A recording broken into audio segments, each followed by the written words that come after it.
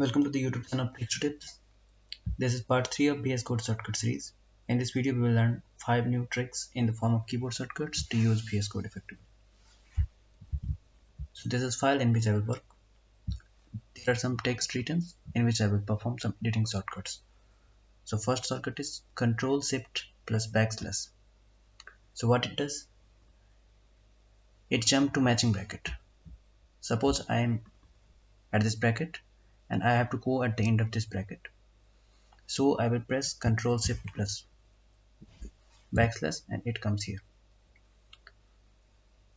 Second shortcut is Ctrl plus closing bracket or open bracket. So what Ctrl plus closing bracket does? It indents a line like this. I'm here and I press Ctrl plus closing bracket. It's get indented. And when I will press Ctrl plus opening bracket, it will outdent line. Usually we do this using tab, but we can do this using Ctrl plus opening bracket and Ctrl plus closing bracket like this. And third shortcut is pressing home button and in button. Whenever you press home button, it will go to beginning of line like this. Like suppose I'm here and I press home button.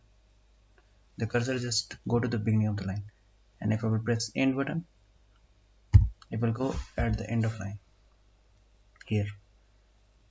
And if I will press Ctrl and home button, it will go to the beginning of the file, and if I will press Ctrl end button, it will come to the end of the file like this.